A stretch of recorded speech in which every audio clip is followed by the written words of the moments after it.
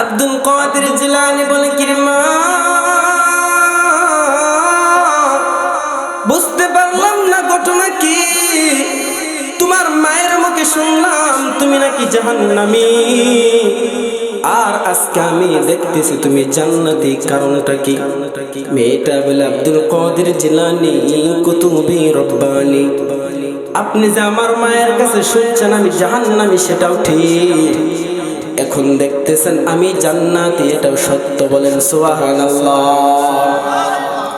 আব্দুল কাদের জিলানী বলে কেমনে কি? ওই মেয়েটা ডাক দে তো আব্দুল কাদের জিলানী,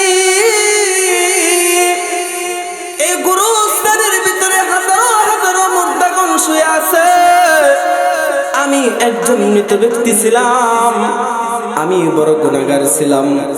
দুনিয়ার মধ্যে আমার মা আমাকে নামাজ শিক্ষা দেয় নাই, আমার বাবা আমাকে পর্দায় রাখে নাই, পর্দার জন্য আমাকে আদেশ করে নাই।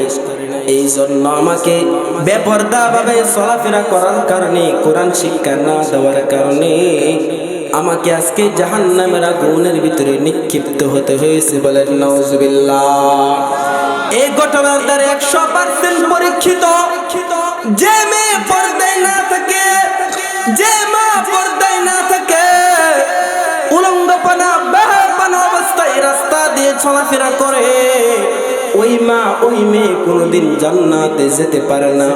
অনেক বার আছে, অনেক বৃদ্ধ বাবার আছে, আপনাদের মেয়েরা আপনাদের বোনেরা এমন পোশাক পরিধান করে করে রাস্তা দিয়ে চলাফেরা করে, এমন পোশাক পরে বাহির থেকে তাদের ভিতরের লজ্জাস্থানের সমস্ত অঙ্গগুলো দেখা যায়। চিল্লায় বলেন ঠিক কিনা? রাগ করতেছেন? কথা কি অবাস্তব না বাস্তব? ঘুরতে দেন, চলতে দেন, পর্দাহীন ভাবে আপনার মেয়েকে আপনার স্ত্রীকে চলাফেরা করান, সমস্যা নাই, আপনিও জাহান্নামে যাবেন, আপনার মেয়েও জাহান্নামে যাবে। বলেন নাউজুবিল্লাহ। আজকে শুনে রাখেন, যে বাবা তার মেয়েকে পর্দার জন্য আদেশ না করে, যে মা তার মেয়েকে পর্দায় না রাখে, ওই বাপ মা সহ ওই মেয়ে জাহান্নামে যাবে। বলেন নাউজুবিল্লাহ। আব্দুল কাদের জিলানী বলে, তাহলে তুমি কিসের জন্য জান্নাতের ভিতরে ঢুকেছো? মেয়েটা ডাক দেয়া কই, ও আব্দুল কাদের জিলানী কুতুবে রব্বানি, আমরা কবরের ভিতরে জাহান্নামের আগুনের ভিতরে জ্বলতেছিলাম, হঠাৎ করে একদল মাদ্রাসার তলবে ইলম ছাত্র আমাদের গুরুস্থানের পাশ দিয়ে অতিক্রম করতেছে। আমাদের গুরুস্থানের পাশ দিয়ে কিছু মাদ্রাসার তলবে ইলম কোরআন শিক্ষা করার জন্য তারা মাদ্রাসার ভিতরে যায়, আর আমাদের গুরুস্থানের পাশে দাঁড়ায়া দাঁড়ায়া সূরা ইখলাস, সূরা ফাতিহা, ইস্তিগফার, দুরূদ শরীফ পড়ে পড়ে আমাদের জন্য দোয়া করেছেন।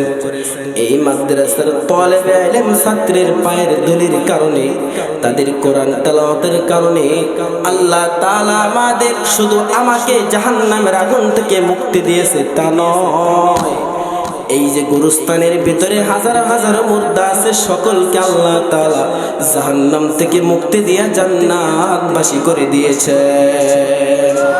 জোরে বলেন আল্লাহু আকবার।